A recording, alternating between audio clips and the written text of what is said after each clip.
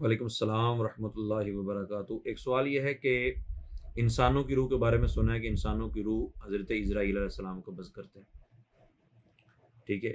اور اس کے بارے میں بھی دو قول سنے ہیں۔ ایک قول یہ سنا ہے کہ اسرائیل علیہ السلام اکیلے نہیں کہ روح قبض کر سکتے، وہ ان کے ساتھ پوری جماعت ہوتی ہے، وہ سارے مل کے روح قبض کرتے ہیں۔ یعنی ایک جگہ اسرائیل علیہ السلام چلے جاتے، دوسری جگہ کوئی اور۔ تو یہ بتائیں کہ انسانوں کی روح تو اسرائیل علیہ السلام قبض کرتے ہیں، تو جانوروں کی روح کون قبض کرتا ہے؟ تو یاد رکھیے، یہ جو عقیدہ ہے نا کہ ایک اسرائیل علیہ السلام اتنی سارے کی روح کیسے قبض کر سکتے ہیں، یہ اللہ تعالیٰ کی قدرت کے اوپر یقین نہ ہونے کی وجہ سے ہوتا ہے۔ بھائی اللہ تعالیٰ نے طاقتیں عطا فرمائی ہیں، آپ اسرائیل علیہ الصلوۃ والسلام کے بارے میں اتنا پریشان کیوں ہیں؟ آپ غور کریں، بخاری شریف کے اندر یہ روایت ہے کہ ایک فرشتہ اللہ تعالیٰ نے موکل کیا ہے ماں کے رحم پر۔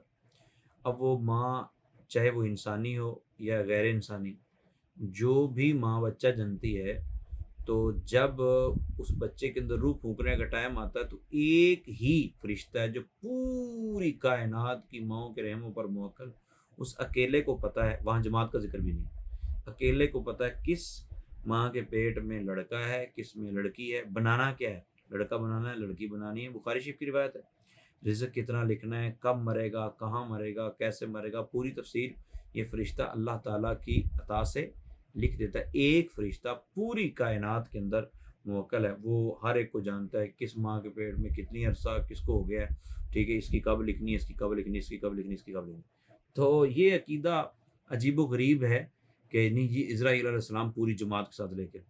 یاد رکھیے، اسرائیل علیہ الصلوۃ والسلام کے بارے میں اللہ تعالیٰ نے قرآن میں جو ارشاد فرمایا، قل یتوفاکم ملک الموت الذی وکل بکم، وہ اسرائیل علیہ السلام ہی ہیں۔ اب اگر پوری جماعت بھی ساتھ ہو تو پوری جماعت کس مقصد کے لیے؟ ڈرانے کے لیے ہو سکتی ہے، کیونکہ جب انسان کی روح نکلنے کا وقت آتا ہے تو انسان پھر فرشتوں کو بھی دیکھ رہا ہوتا ہے، ڈرانے کے لیے ہو سکتی ہے، نیک بندے کے استقبال کے لیے ہو سکتی ہے۔ روح حضرت اسرائیل علیہ السلام ہی قبض کرتے ہیں۔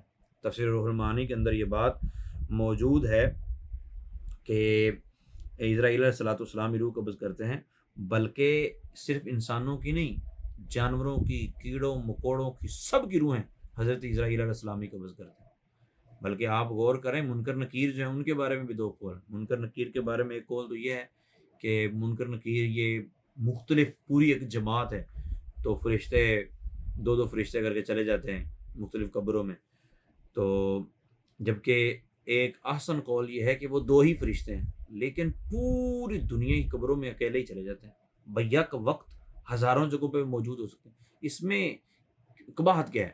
میرا رب چاہے تو جو چاہے کر سکتا ہے، ٹھیک ہے، ایک سورج پوری دنیا میں نظر آ رہا ہوتا ہے، ٹھیک ہے، اور کسی جگہ نظر آ رہا ہوتا ہے، کسی جگہ نظر نہیں آ رہا ہوتا۔